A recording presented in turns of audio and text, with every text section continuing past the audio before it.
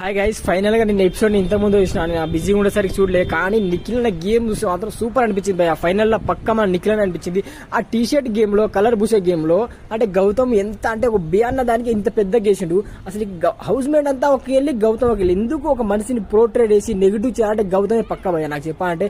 కానీ నిఖిల్ అన్న అతని గేమ్ అయినా ఏడ తగ్గకూడదు అంటే ఎంత అంటే 100% ఇస్తారు. ప్రతి గేమ్ లో స్టార్టింగ్ నుంచి ఇప్పుడు వరకు ప్రతి గేమ్ లో ఆడుకుంటూ వచ్చిండు. అండ్ ఇంకొకటి చాలా మంది ఫేక్ నా కొడుకులు ఓటింగ్ తప్పు ఉన్నాయి, ఫేక్ ఓటింగ్ పడుతుంది నిఖిల్ అని చెప్తాను. ఒకటి చెప్తా, స్టార్టింగ్ నుంచి టాప్ 1 లో ఉన్నాడు, ఇప్పుడు కూడా టాప్ 1. ఎందుకంటే ఎప్పుడు నామినేషన్ ఉన్నా టాప్ 1 లో అంటే చాలా ఓటింగ్ పరంగా. ఎందుకంటే అది జెన్యున్ ఆడతాడు.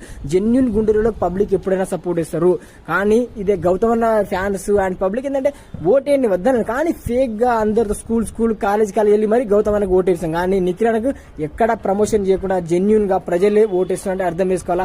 టాప్ 1 ఎవరు గెలుస్తారో మీకు తెలిసిందే. అండ్ నిఖిల్ అన్న ఆల్ ద బెస్ట్ అన్న. ఈ వీక్ మాత్రం టాప్ 5 లో పోయినావు అండ్ కంగ్రాచులేషన్.